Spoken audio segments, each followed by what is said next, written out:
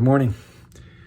Matthew 5:45. Let's read verse 44. We get the context of it. But I say to you, love your enemies and pray for those who persecute you, so that, this is verse 45, so that you may be, it's giving a reason for having this inordinate next level love, so that you may be sons of your Father who's in heaven. For he, your Father, makes his sun, S-U-N, sun, rise on the evil and on the good, and he sends rain on the just and on the unjust. Love that. Picture of God's common grace to people. He doesn't stop and say, we'll only water the crops, we'll only bless the farms, we'll only give the heat of the day to the righteous. Instead, he does it for the unrighteous. And so what Jesus is doing is pointing out that what God is asking you to do in loving people who despise you is nothing more than what God himself does. He blesses those who curse him. He acts in such a way of love to people who despise him, and this is the kind of thing we're called to do.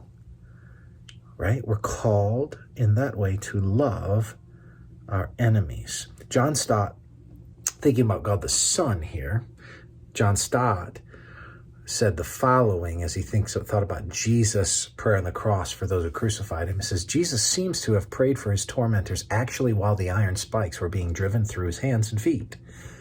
Indeed, the imperfect tense suggests that he kept praying, kept repeating his entreaty, Father, forgive them, for they know not what they do.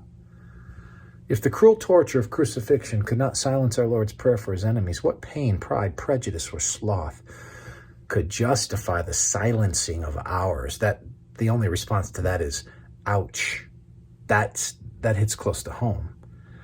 If Jesus can pray for those who put him to death, how much more can we, or should we, be able to pray for those who cause us pain? What kind, as Stott says, what kind of our own personal pain, pride, or prejudice, sloth would keep us from that? John 13:34-35 read this way. A new commandment I give you, to love one another. Just as I have loved you, you also are to love one another. By this all people will know that you are my disciples, if you have love for one another. The call to love one another itself is reflected out of how Christ has loved us. I want you to understand that this next level love extends even beyond this kind of brotherly or sisterly love. It is a next level love that a God who sends rain, who lets the sun rise, who blesses and brings provision on a regular basis, supplying breath and life and fruitfulness to people who despise him, is calling you to bless people who despise you. So, when we do so, what do we show? Well, the text says, you're sons of your Father, right? Daughters of the King. You look the part because in that way, remember the phrase, you're the spittin' image of? You're literally the spittin' image of your daddy.